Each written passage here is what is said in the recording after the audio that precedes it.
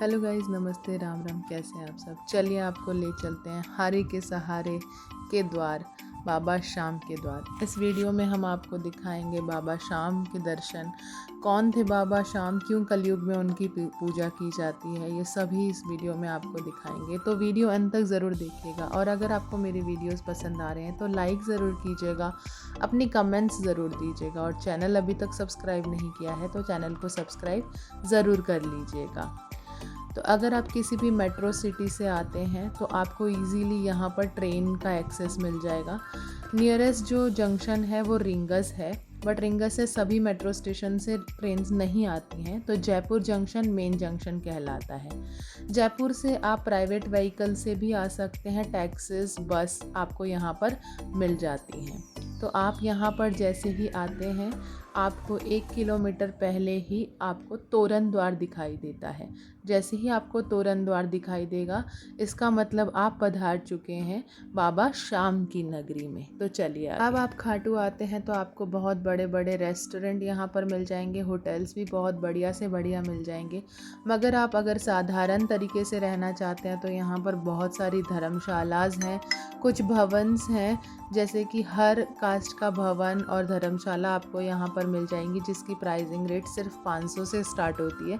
और आपको यहाँ पर 5-6 हज़ार तक के भी होटल, अच्छे से अच्छे 5 स्टार होटल्स भी यहाँ पर अब आपके लिए रहने के लिए उपलब्ध हैं। तो हम भी आ चुके हैं बाबा शाम की नगरी। महाभारत काल से जुड़ी है ये कहानी।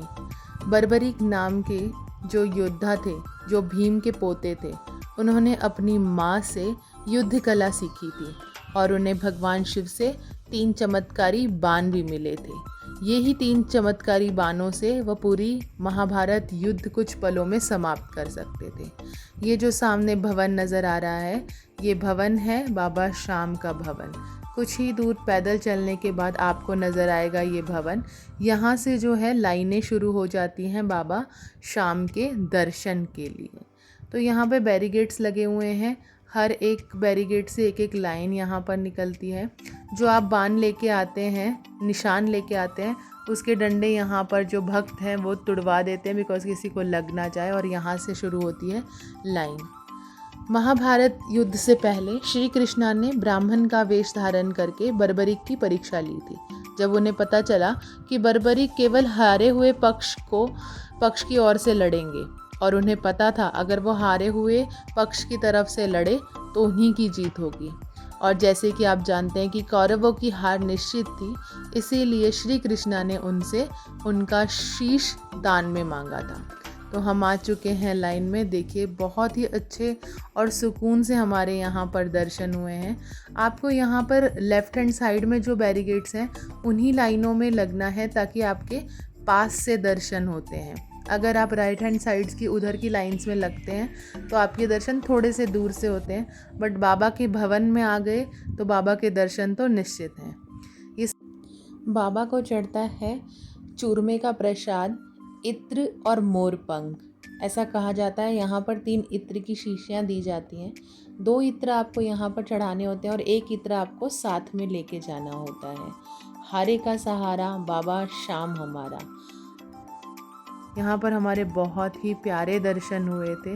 ये बाबा का भवन है। बाबा को हारे का सहारा इसलिए कहा जाता है कलयुग में जिसकी भी हार हुई है, या जो भी इंसान अपने जीवन में हारा हुआ है, अगर वो एक बार बाबा के द्वार आ जाता है तो उसकी जीत निश्चित है।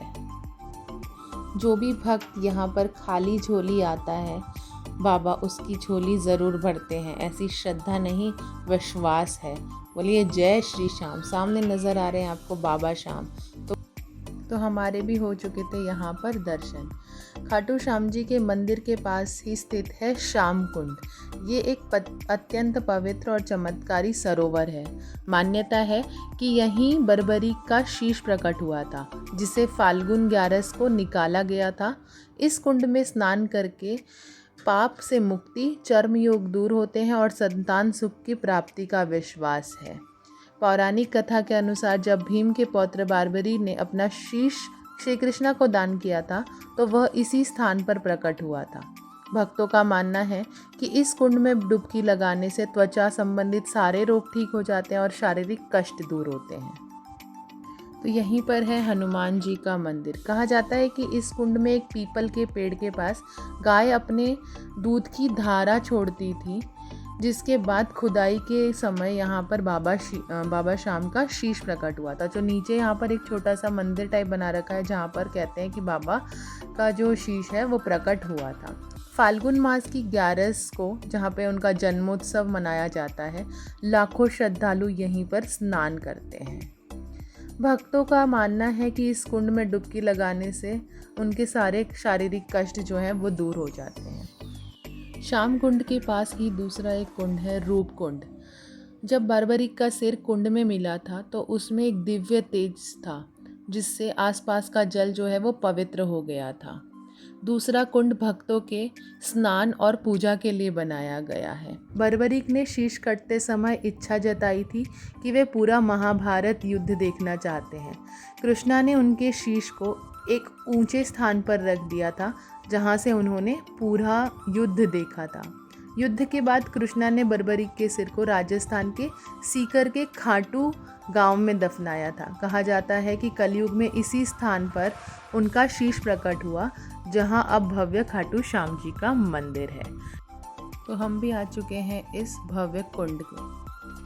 दोनों तरफ से सीढ़ियां हैं, एक तरफ से आप नीचे जा सकते हैं और एक तरफ से आप ऊपर आ सकते हैं। जितने भी बड़े बड़े मेले होते हैं, ये पूरा कुंड जो है ये पूरा भक्तों से भरा हुआ होता है। आज भी एकादशी थी जब हम यहाँ पर आए, तो भक्तों की भीड़ तो यहाँ पर भी थी।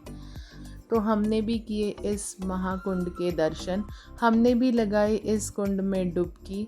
बहुत सुकून मिला हमें बाबा की नगरी में आकर और बहुत ही अच्छा हमारा एक्सपीरियंस रहा। यहीं पर मैं एंड करती हूँ अपने वीडियो को। अगर आपको मेरा वीडियो अच्छा लगा है तो लाइक कीजिएगा। हमने इसके बाद एक राजस्थानी ऑथेंटिक रेस्टोरेंट में यहीं का फूड जो फेमस है, कढ़ी कचौरी, इंजॉय की। तो आपको मेरा वीडियो कैसा लगा ज़रूर बताइएगा। अगर पसंद आया है तो लाइक ज़रूर कीजिएगा। Thank you and bye bye.